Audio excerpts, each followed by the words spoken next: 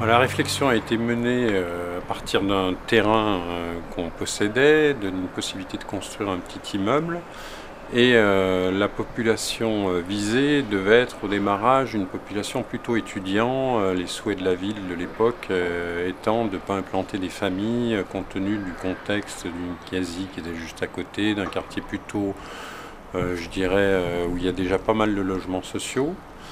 Donc on a travaillé sur le concept de construire un immeuble conçu pour la colocation. Donc ça c'était en 2008, on a rassemblé des groupes d'habitants puisqu'on hésitait entre des colocations uniquement jeunes ou mettre des familles monoparentales ou mettre des personnes un peu plus âgées. Et on a fait une étude en 2008 avec 3 groupes de population. Et au cours de cette étude, les participants eux-mêmes, en plus de dire pourquoi ils voulaient habiter ensemble, quelles étaient leurs contraintes, qu'est-ce qu'ils voulaient bien partager comme équipement, salle de bain, cuisine, quel lieu ils voulaient privatif pour eux, les groupes de population, familles monoparentales et seniors ont émis le souhait, les uns et les autres, de cohabiter ensemble. Donc on a revu notre projet en faisant une colocation intergénérationnelle. Donc les jeunes habitant des appartements ensemble, mais en partageant certains appartements pour des familles monoparentales et des seniors. Je dirais le travail en amont avec l'architecte et l'équipe de maîtrise d'ouvrage a été important. On avait 6 types d'appartements, comment on les assemble, quelle répartition on en fait. C'est-à-dire que cet immeuble, en fait, il a une vocation à partager. Donc c'est-à-dire qu'à un moment donné, il faut sortir de l'individuel, il faut sortir de la chambre, de l'unité de vie individuelle ou familiale, telle qu'on l'imagine dans un immeuble traditionnel.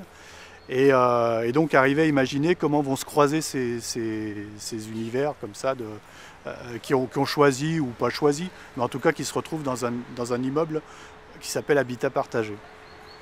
Et par rapport à ça, donc on a eu plusieurs réflexions. On a eu déjà les réflexions des espaces mutualisés. Donc les espaces mutualisés, ils vont se situer en bas et en haut. Donc le bas, c'était l'idée d'avoir quelque chose qui ressemble plus à un lobby d'hôtel qu'à un hall d'immeuble.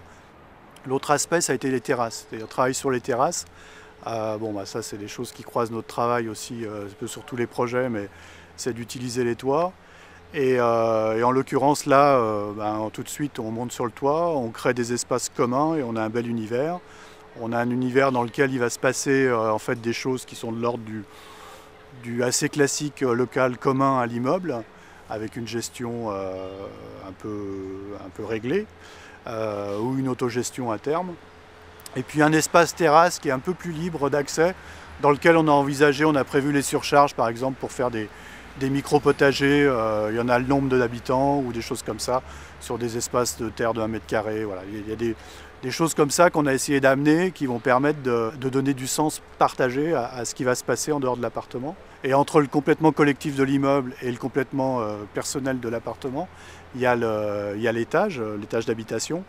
Et là, en fait, on a créé des sortes d'espaces, de petits espaces extérieurs. Alors, on a des halls qui sont plutôt sympas déjà, qui ont une vue, qui ont une grande baie vitrée toujours sur l'espace dans lequel on se trouve d'ailleurs là, qui est ouvert au nord. Donc un hall qui dessert les logements qui est plutôt agréable, et puis un prolongement en une terrasse commune à l'étage.